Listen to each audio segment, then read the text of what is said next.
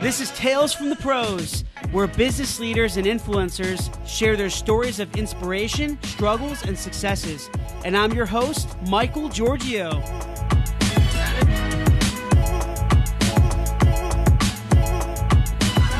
Hey everyone, welcome to Tales from the Pros. This is Michael Giorgio, your host and co-founder at Imaginovation. My wonderful guest with me here today is the founder of Speedwork Social, a top LinkedIn advertising agency. As a previous tech founder and ex-IBMer, he has seen a lot of companies have explosive growth with good technology and good marketing, while others, even though they had a great product or service, fail without effective marketing. In 2016, this successful entrepreneur started Speedwork to help those companies unlock their B2B marketing potential by blending his experience in marketing and software. He is able to help businesses reach high-level decision makers at scale using LinkedIn ads and technology. He is known as one of the top LinkedIn ad experts in the industry, having managed millions in ad spend and generating over 100,000 new sales opportunities. Please welcome Anthony Blatner. Anthony, thanks for being here, man. I really appreciate it. Hey, thanks for having me, Michael. Yeah, absolutely. And also, everyone, I want to give Anthony a little bit of a shout out here. You know, we're actually, me and my company, we're a client of Anthony's Speedwork Social. So we're very excited to work together, and you guys, you got to check them out. So very, very exciting stuff, man. So thanks again for being here. Yeah, you get to see firsthand how all this good stuff works and report on the results in a couple episodes. Yeah, sounds good, man. Sounds good. So, you know, Anthony, as I was telling you before, before the episode, before we started this, is, you know, Tales from the Pros is a business storytelling podcast. So I really want to get into just a little bit of your background and how things started for you. I know Speedwork Social has been going on for at least a few years now, right? Yeah, and we just rebranded from Modern Media to Speedwork. So that's right. Yeah. So if you want to give us some background on that, man, like how things kind of started, and don't worry, you don't have to start when you were born and all that. We don't have to go that far. Yeah, we don't have to go back that far, but I'll kind of tell you about getting into the professional world and starting my own business. I come at the marketing space from the software space. So I started my career at IBM, moved down to Austin, Texas to work there. And I got to work on really big e-commerce stores. So they would ship me and my team out to go work on these big stores, and we'd help develop sites. Being in Austin, I got involved with the startup scene here and just really fell in love with that. So after a few years, I spun off to start a mobile app development agency. And this is way back in the day, at the very early days of the iPhone. I'm sure you were getting started around then too, where apps were brand new. No one really knew how to do them yet. At the time, I was very early in my career, just playing around with some apps on the side and seeing a lot of people looking for help in that area. So decided to start a mobile app development agency. And what year was that? 2011 is when the agency started. That's when we started Imaginovation. Crazy, man. Maybe we were competing with some clients. It's a lucky year. It's got to be a good year. It's got to be a good year. Yeah, but as you know, then in the early days, just no one really knowing how to do mobile apps, brand new technology, but it's kind of catching on like wildfire. So getting in at the right time, we got to work with a lot of different companies. And just from talking to you, it sounds like you've had a similar experience getting to work with a whole variety of different industries, types of companies in terms of like early stage versus late stage. And seeing that there were the times where you'd build an app, put it in the app store, and it might go viral, but more often than not, a company would need to have a good marketing plan behind it to get that distribution down. And we did see a couple get that viral, catch on and go viral and be very successful. But for the most part, if a company did not have a marketing plan behind it, we saw a lot of startups struggle, where they'd spend so much time and effort and money on development, and then you put an app in the app store and it's like, who's going to download it? So seeing need, I know me and my team were always getting pulled into helping them with marketing right after development, because that was just the next step, and seeing the need that they had there for it. So I got marketing experience, marketing my agency, and then marketing for our clients. Worked on that agency for a bunch of years, ended up selling that. And then knowing I wanted to get more into the marketing world, I knew that afterwards. So started up a new agency focused just on marketing. So that's what Speedwork is today, is a marketing agency. And with my background in software and tech, that was kind of where I naturally worked. So I had a lot of clients in that area. And as I got into the marketing world, I did try a lot of different things to help people, and then saw that LinkedIn repeatedly was getting the best results for those types of clients because it was the tech and enterprise space. So since then, we've focused on LinkedIn, and it's been, an interesting niche because in the broad scheme of things, like most people have tried Google or tried Facebook marketing, but a lot of people, not many people have tried LinkedIn, but know that their audience is probably on LinkedIn. For any kind of like enterprise or B2B type of company, they know their audience is on LinkedIn, but they don't know how to use it well. So we've focused on that area, and it's been an interesting space to be in. The whole marketing space has been interesting over the last year, given iOS 14 and all that stuff. But LinkedIn's been a good space. So since then, we've focused in just on LinkedIn. It's funny what you said earlier, that when a client builds, or let's just call it like a startup, builds a mobile app, a product, and they launch it out in the app stores, I've been through this too, where they'll think like, oh man, once we get it on Apple and Google Play, it's going to skyrocket, it's going to boom, it's going to do so well. And because my company used to do, even though we just do development now, we used to do full turnkey marketing and development, like SEO and all that kind of stuff, content. And we would tell them like, listen, it's all about marketing. You can have the best product in the world, but if you can't market it, if you can't brand it, if people they don't know what it is, or they don't know where it is, it's kind of, you're as good as dead. You know what I mean? You can have the best product, but right, it just doesn't matter. You've got to market it effectively, man. That's what it's about. Yeah. And it's about like, how is your product going to resonate in the market? So much is going to change once you launch it and get it out there, when you see how people receive it. So either you got to do the user testing beforehand, or you have to have analytics in it to see how people are, using your software and how they're responding to it, so that you can all work that back in. Right. And Anthony, going back to just your background, your past, and you starting Modern Media and now kind of transforming to Speedworks Social, or rebranded to Speedworks Social. Why LinkedIn B2B marketing? Like, what made you kind of, why that area? Because, marketing is very versatile. It's dynamic. There's so many different avenues, right? There's so many different things you can do. So why LinkedIn? Is it just because the platform is really booming? Is it something that you love? Is it just your passion? What is it? Where did it kind of come from? Yeah, I think a few different factors for me. One is just getting into the space with my background being largely software, and then like IBM and like the enterprise tech space. That's where my early connections were, and those are the types of people that I started working with early in the marketing space. So because that was my background, that's who I worked with, I saw LinkedIn was doing the best for those types of companies. So I decided to continue to focus just on the LinkedIn area. And then also, just as starting my own company and working on this, there's lots of agencies that specialize in Facebook, lots of agencies that specialize in Google. You could throw a rock and hit about 5 agencies that do that. So LinkedIn was a unique space where no one was really doing it well. So I was seeing good results for clients in that area. And then whenever I would go, I remember this specifically, whenever I'd go to events, I'd be like, oh yeah, I'm getting into the marketing world. I'm doing, maybe I'm doing some Google and some LinkedIn. And everyone's always like, oh, tell me about the LinkedIn stuff. That's interesting.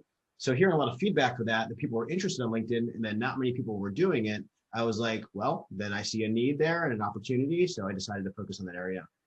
Awesome. Yeah. LinkedIn, man.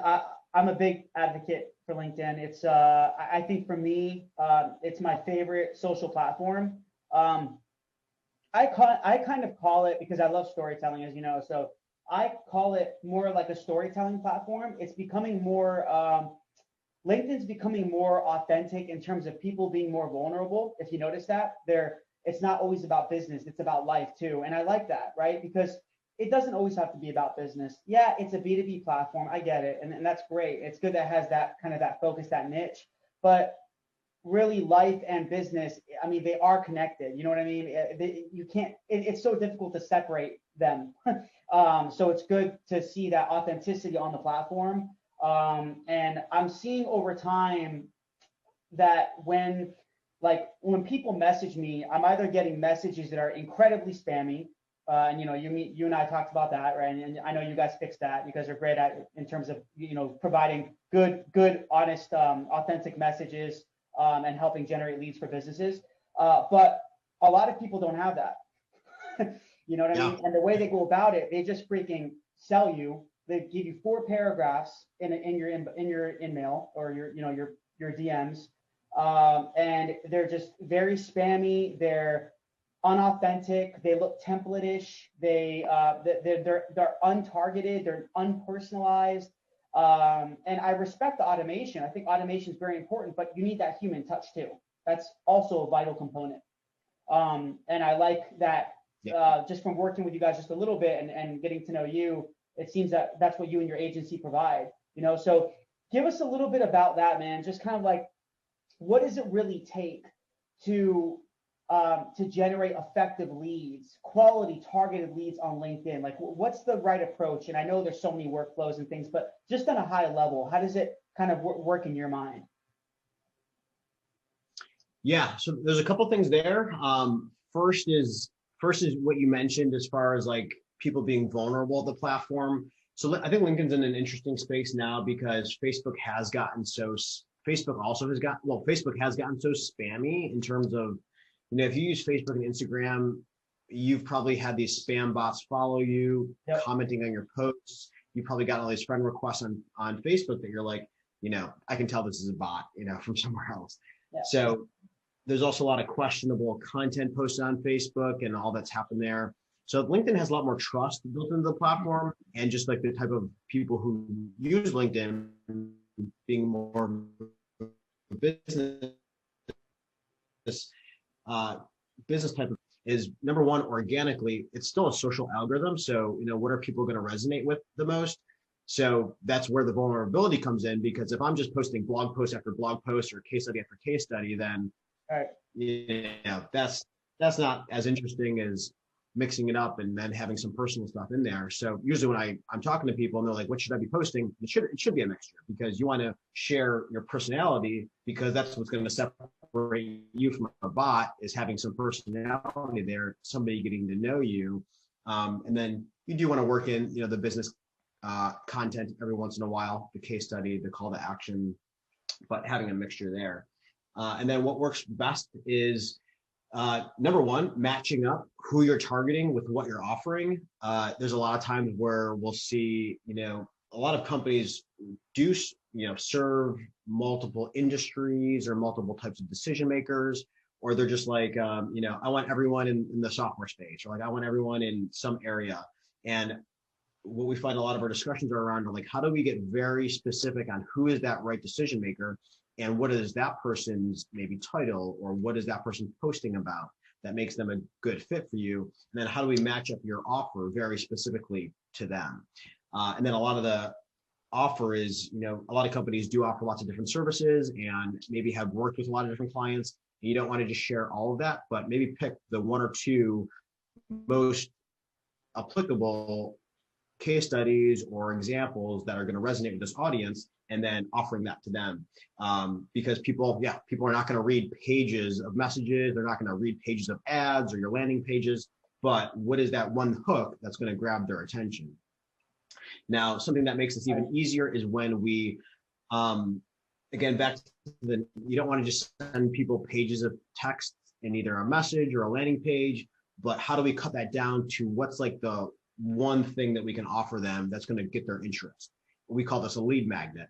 So maybe you're going to offer them something like a case study, or offer them a freebie of some kind. A lead magnet's like usually a quick and easy downloadable that somebody can either read quickly and learn something about, or it's something like kind of like a free meeting that you're going to offer them, like a free consultation, but for whatever it is for your business that's valuable to them. For me, it could be, we'll design a couple ads for free if you're interested. Or like, I see your, for us, it could be like, hey, I see you're in the software space. I'd be happy to design a couple ads for you, because we've worked with lots of software companies based on what's worked well for them. So a lead magnet helps start the conversation. And something overall that I've seen a lot of in the B2B space is, comparatively, when you think of B2C, you often think of like or I think of like e-commerce stores, and that's usually Right. you're buying some kind of sports product, you're buying some kind of shirt or something, and it's an easy decision. Or even like direct to consumer. Yeah. Yeah. Right. You're going to go to that website and you're either going to like it or you're not. Maybe you come back later to buy it, but it's not as much of like a decision. It's not as much of like an evaluation as much as it's more of a decision. Whereas in the B2B realm, usually offers in the B2B space are more complicated, more involved, where somebody needs to learn a lot more before they're really ready to buy.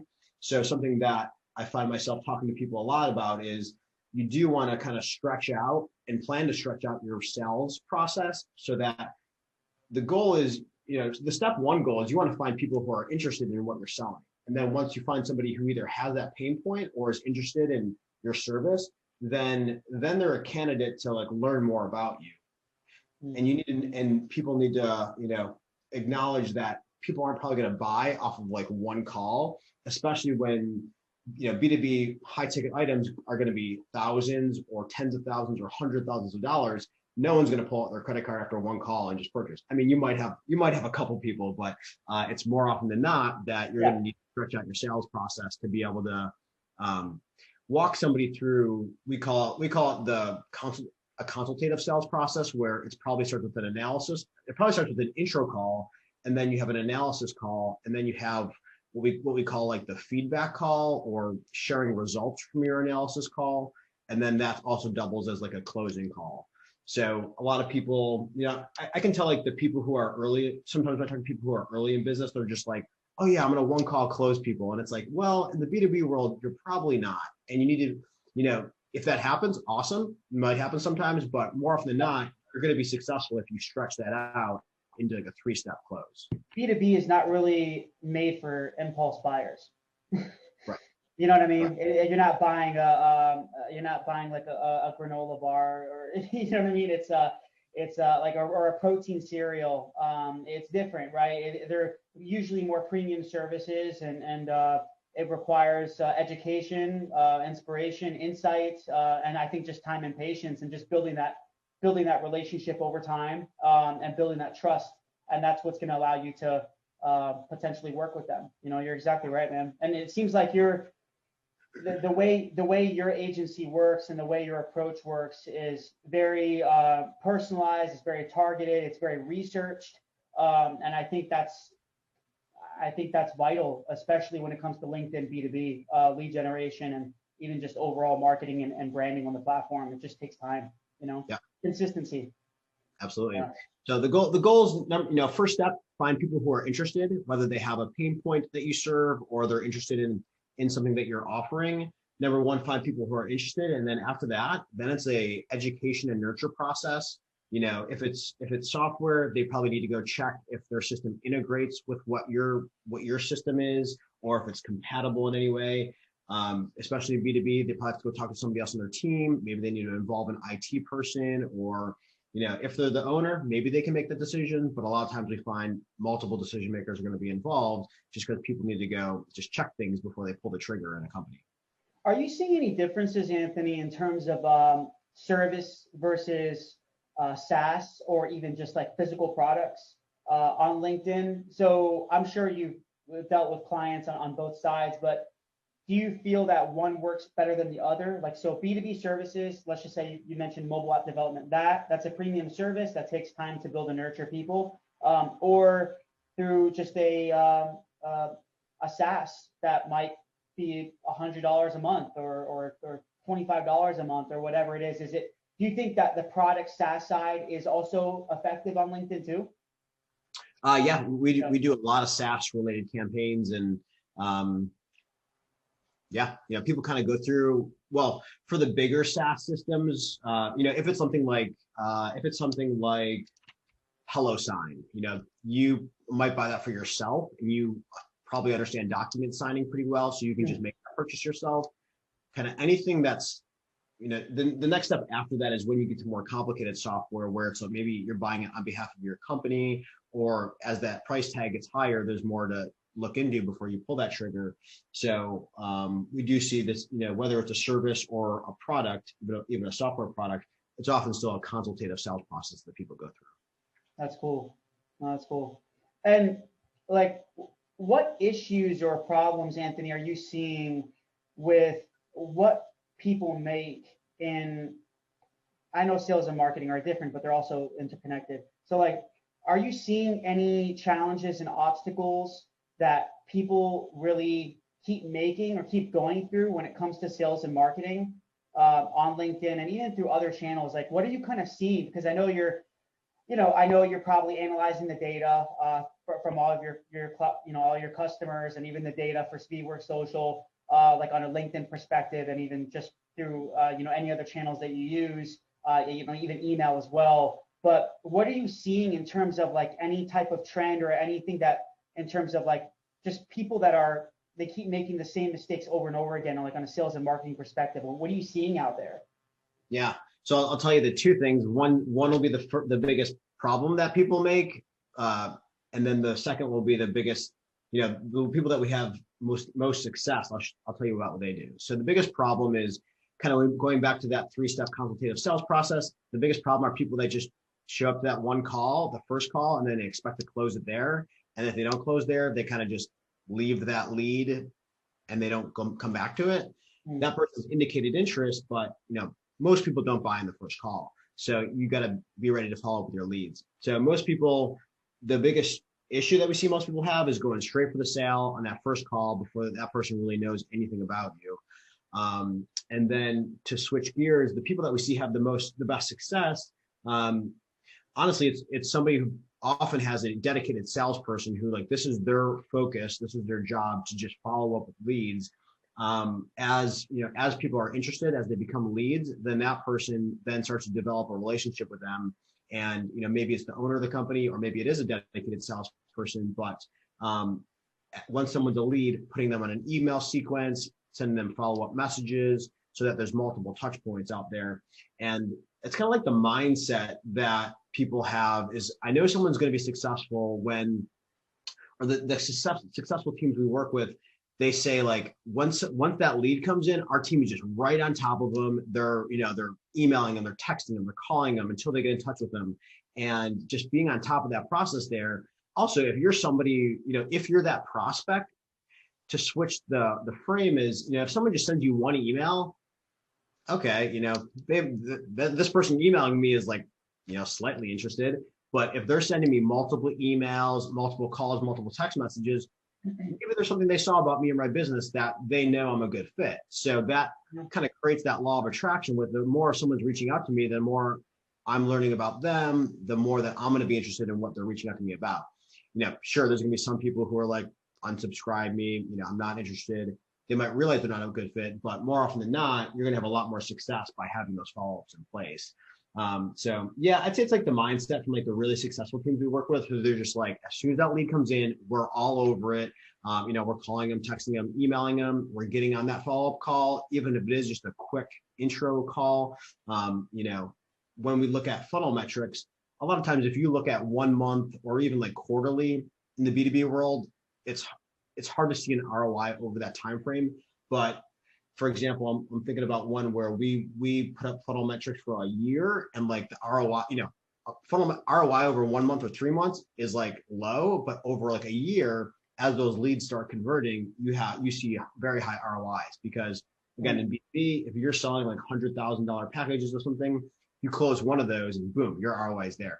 So that's cool. What we see is the biggest problem, and then the mindset from the most successful teams. Yeah. And I do want to touch a little bit on personal branding, just a little bit. Are you noticing that, does it help if you do have a personal brand and then you also have a company, right? Because I think, and I get this question a lot, and I've even struggled with it myself, just quite honestly, is when you're trying to build your personal brand, you're trying to build that trust for people to trust you as a human being, as a person, as a business leader. And then you also have your company that pays the bills, right? You have your company that you're running on a day-to-day basis. What do you see in terms of connecting both of them on LinkedIn specifically? Do you think it does help, or do you think it doesn't really matter? Because I'm sure you've seen both sides of the spectrum, right? Where companies do very well, but they don't really have any personal branding, do they? And then you see ones that have personal branding and they do very, very well, and maybe their company doesn't do well, but then they're getting consultations like for them to be hired as a coach. And even if they're not a coach, people think, oh, can you help me? Because I see you on LinkedIn. You look like you know your crap. You know what you're talking about, you know? So it's like, Yeah. what are you seeing with that? Because there's a lot of shifts and changes, man, with personal branding, and it's pretty crazy. Yeah. In terms of personal branding, I do agree that like people, if you're just sharing just purely business stuff, maybe even just like, again, just blog post after blog post, then people aren't going to be interested in that. Maybe some people who are interested in that topic, but after a while, that might kind of get stale with them. So I don't know. Once you connect with somebody, or once you like follow somebody, building a personality is what really creates that authentic connection. Whereas like if you're sharing some personal stuff, some business stuff, and then, like you have your main business and you have your podcast, and because they are related, people who are listening to your podcast are probably going to also be interested in like software development, or they want to hear what's new in the software world. They're going to find that interesting. And then usually, we recommend sharing a mixture of content that shows off your personality, because you would want to share some software development information. You'd want to share your podcast. Maybe you want to share some stuff about your personal life so that people can get to know you. And that's, that kind of saves you from having to have all one-on-one conversations with all these people. But if they're just following your content on LinkedIn, you're developing that relationship kind of passively. So later on, if they did come in as a lead from one of your campaigns and then you connected with them, maybe they submitted a form on your website and then you connected with them. They're going to learn a lot more about you by following your posts over time. And, again, maybe they don't buy in that first call, but 3 months later, they're thinking about it again, and they've been seeing your post and they're like, oh yeah, I had a good conversation with this guy. I think I'm ready to move forward now. I'm going to go back to him versus all these other people, all these other like no name, no face vendors that I might've talked to briefly, but I don't really know that well. Yeah.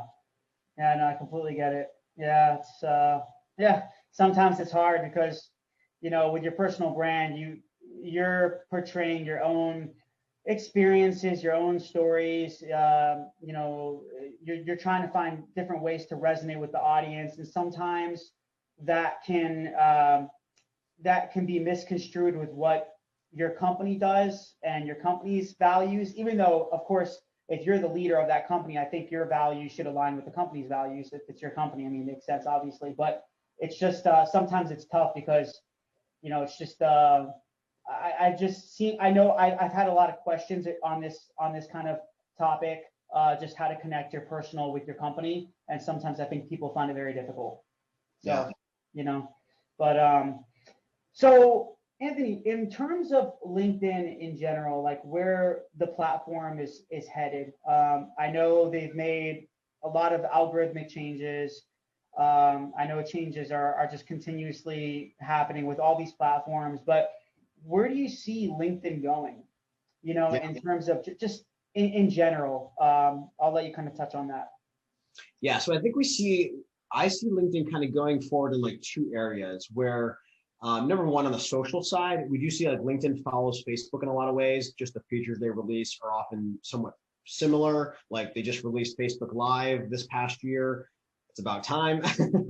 But like Facebook events, during the pandemic, a lot of people are hosting events using LinkedIn or promoting them using LinkedIn, LinkedIn Stories, LinkedIn Live, and all these other features. So I think we'll kind of see on the social side, we'll see LinkedIn continue to follow Facebook in a lot of ways.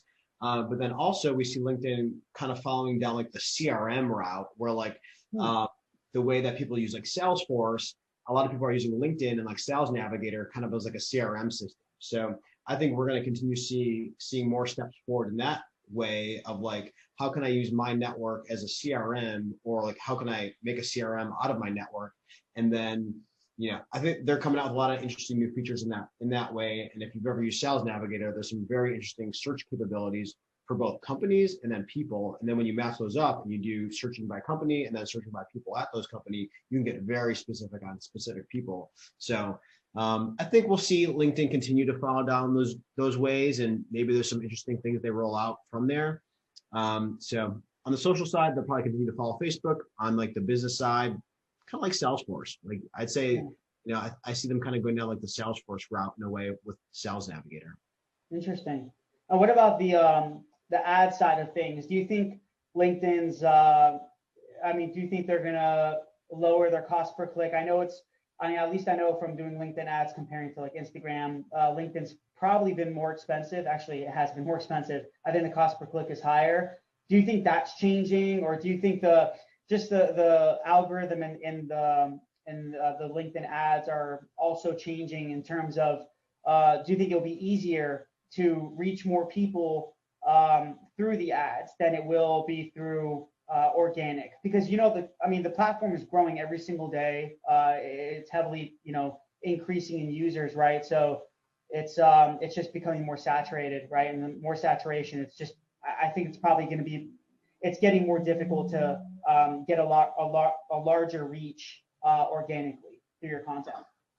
Yeah, we've seen them release a couple new features recently with LinkedIn ads, and they are starting to support stories now in LinkedIn ads and LinkedIn events.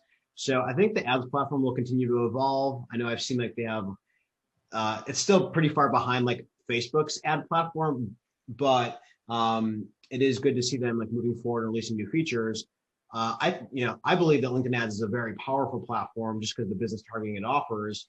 And I think we're going to continue seeing more people move to LinkedIn. And there's a few things involved in that. I think iOS 14 is really, it's going to impact Facebook the most because of so much of Facebook's algorithm is based on the AI building a profile about somebody based on what they do offsite. So a lot of Facebook's algorithm depends on, what sites does this person go to, what sites do they make purchases on, where are they like adding to cart, where are they purchasing, what are they reading. Facebook learns a lot about somebody based off those actions. So with that being very reduced due to iOS 14's tracking, I think LinkedIn is going to be the least impacted by that. Sure, everyone will be impacted a little bit in terms of conversion tracking, but LinkedIn, all that data we use for targeting is all first-party data that people are plugging into the platform themselves. Like, people set their own job title, they associate with a company, that company is page is set up by the company. So it's all put in there by the company and by the person. And we're not losing any of that tracking with iOS 14. So for anything in the business realm, I think we're going to see more and more people move from Facebook to LinkedIn because Facebook tried to build business insights about people based on what they did offsite, because most people don't put job titles or companies into Facebook. They do put it into LinkedIn. So I think we'll see LinkedIn's ads platform continue to grow. I hope we see a lot of new features roll out. They were purchased by Microsoft a couple of years ago, and we started. And in the beginning, it was like, are they going to do anything or like build anything new? I think it just took them time on the back end to get things infrastructure out. And now we're starting to see a lot of new features released faster. Nice. Yeah, it's always fun to talk about the future of it. It's like, where's it going to go, and where are things headed? There's just so many changes, man, from just like post-COVID. I don't even say post-COVID. I know there's a lot of companies still struggling, but a lot of countries still struggling. But yeah, it's even just in the post-COVID world, I guess here in the States, there's just so much innovation and so many things that are happening, man. It's sometimes hard to keep up with it. But the good thing is that there's a lot of innovation. I think it seems companies have reset and they're thinking differently, and they've reshifted and they've pivoted. Some in negative ways, some in positive ways.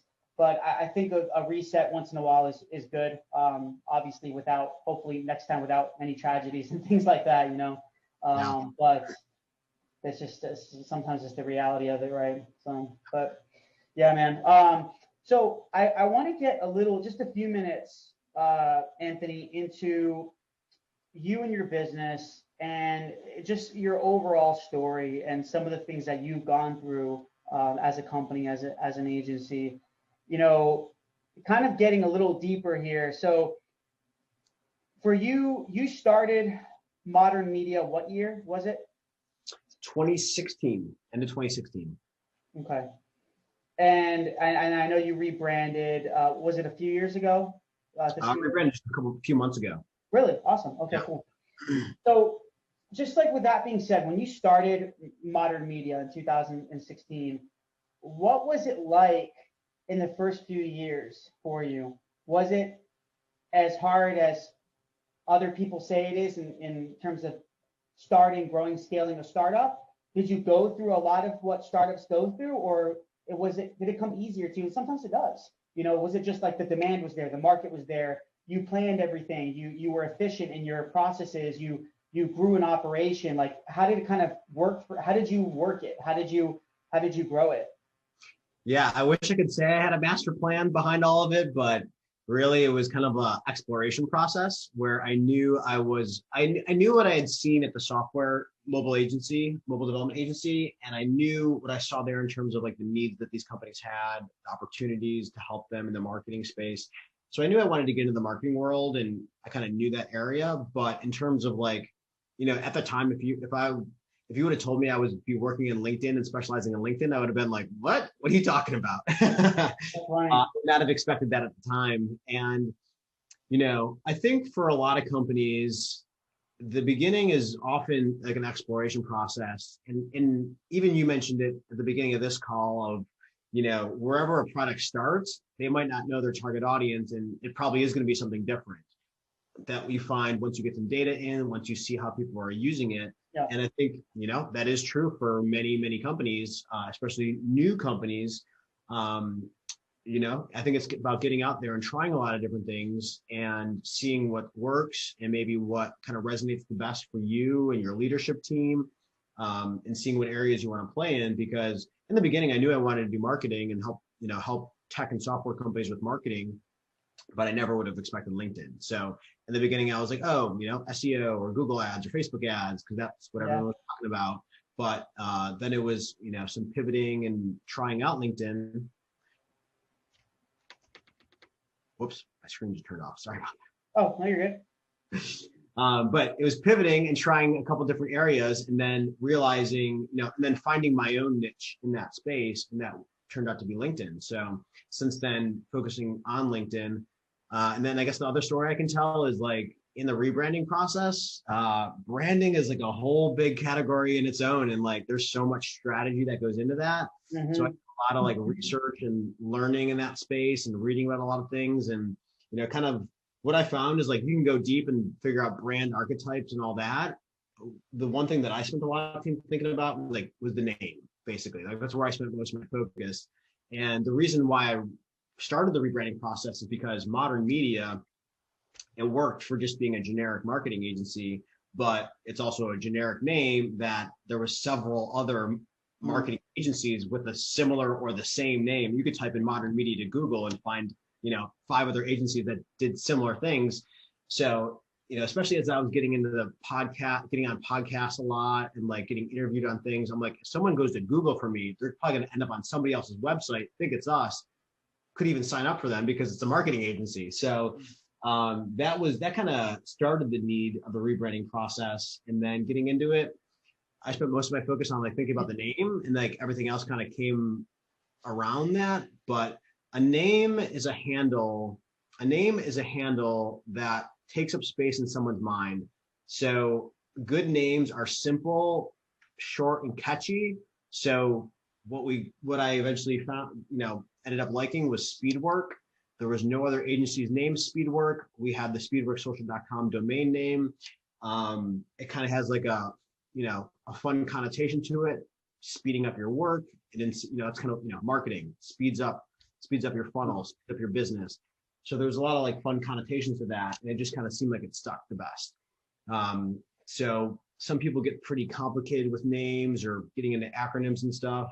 But a name is a handle in someone's mind that needs to be memorable and needs to be able to have associations with it. So that's where I spent a lot of my time and ended up landing on Speedwork.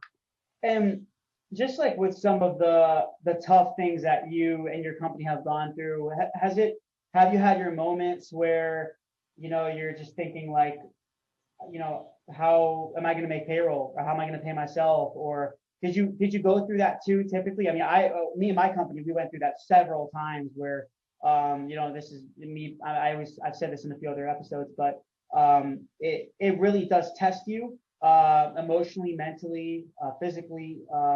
There's just a lot of aspects about growing your own business that are very difficult, and you have to love what you do. The love and the passion, the joy is going to get you through a lot of those tough times. I think Steve Jobs said it, we're all kind of crazy, in our own way. You have to be crazy to build a business. But for you, have you had to really have those crazy moments, and really just push through and just keep moving forward? I'm sure you have, right? Absolutely. I'm sure every business owner has probably gone through, similar in their own way events like that. The couple I think about is like, one is when I decided to focus on LinkedIn, and I decided to turn away projects that weren't in that space, because I could just seeing myself, I could see that when, even simple as like knowing that I'm going to be in LinkedIn all day versus needing to open up Facebook and remember where to go in that interface and what to look at and what metrics typically are in that area, just that mind space that takes up. I knew I needed to, I knew that if I wanted to get good at LinkedIn, I needed to drop the Facebook and the Google stuff, because it was just distracting me, where now I know that I'm really good at LinkedIn, because I can just pop it open. I know what the metrics are supposed to be. I know exactly where to go, and I'm able to then support a lot more clients, because I can be a lot more efficient in that area. And then supporting a lot more clients makes me learn a lot more from those clients. And that, you learn a little bit about, you learn something new from every client, because they're always a little bit different. Whereas if I needed to switch gears and go do Facebook stuff or to go do Google stuff, that distracts me and keeps me from getting good in the LinkedIn space. So I'd say that's one thing that I thought about a lot, is making that decision to focus on one area and then actively turning away opportunities in these other areas, because I knew that they were just going to distract me. And then nowadays, seeing the I know that we can push a lot better performance out of LinkedIn than most other people, because we have focused on this area and we've built out additional tools and tracking, where I can calculate, calculating metrics, because I've gone through this so many times that I know what to look for down the funnel and down the line of a campaign. I know how that's going to play back into my tracking in the beginning. So we have a lot more infrastructure built out to help prepare for that. So I'd say that's like one thing that I think that I remember thinking a lot about, was like, I need to I need to focus on this area if I want to get really good at it. Yeah, that's definitely something that is tough for a lot of businesses, a lot of entrepreneurs. Is they try to do everything for everybody. We've even gone through that, and it's just kind of having that agnostic approach, right? Of just being everything to everyone, as I said, right? So, and just makes it very difficult to market. It makes it difficult to brand, because it's hard to know who's your ideal client, right? Who's your ICP, your ideal client prospect.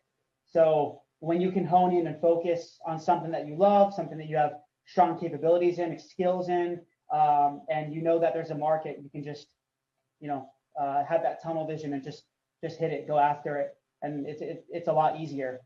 And yeah. I know a lot of us make that mistake. We want to serve everyone, man, right? We want to serve everyone, but it just doesn't work that way. It's better to serve like one audience and do it better than try to serve everyone and kind of do it okay. Yeah, it's definitely very hard in the beginning, like especially when you're just getting started. Well, especially when you're still in the early days, it's very hard to turn away projects or like work where you're like, this is an opportunity right here, but I'm going to actively say no to this because I want to focus in this other area. It's being aware of the opportunity cost that comes with taking that opportunity. Right. So, and another thing, go ahead. Yeah. I was just saying that's something that I thought a lot about. Yeah. And no, I think you touched on a lot of valuable points, Anthony. I think what people can learn from this is if you can niche and you can focus, and let's just say you do have to turn down business, and it's going to happen. If you do focus, you're going to turn down business because you're going to get found on different social or marketing channels that people think that you do something else. It happens, right? And when you stick to what you're good at and stick to your focus and where you're headed, where you're going, you try to achieve these goals and objectives. You're very strategic and you're very aligned on where you want to go with your team. That's gonna attract better quality clients. And I've learned that through my entrepreneurial process as well. Is if you're pickier with who you're trying to work with, it actually, it's weird, man, but it almost like it does value, it shows you're more valuable and more, it just shows that you have a more of a dent in the market. It shows, at least that's the feedback I've gotten from people, is that when you're kind of focused, it just shows that you know what you're doing, you know what you're talking about, and you're willing to turn down business. You know what I mean? And it just shows like you're an expert, you're a thought leader, authority in your field. And I think that's huge. Yeah, absolutely. You know? So, but one last question I have, Anthony, before we conclude here is, I always ask this question to every interviewee, just in regards to your story, and it could be your life, it could be your business, your career, whatever you want, you can choose. But think of one word that defines your story, just one word that defines Anthony Blatner. What would that one word be?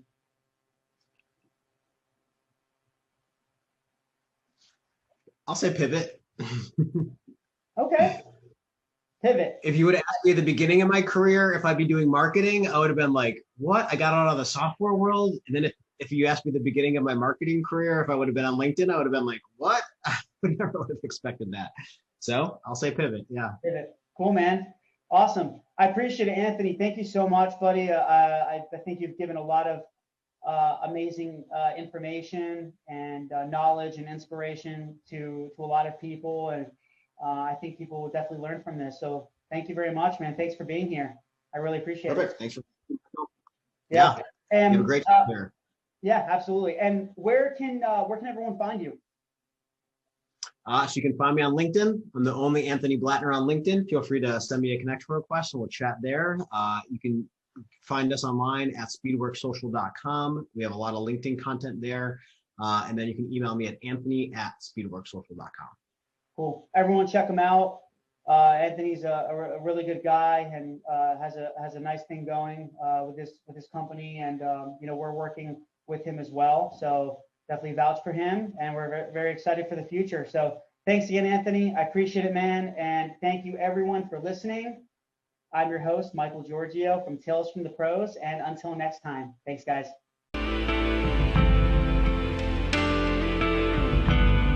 Please subscribe to our YouTube page and also follow our social media. There are links somewhere around here, but we really appreciate it, guys. Thanks for all the support, and I'm going to be giving you awesome content continuously, and we look forward to seeing you soon.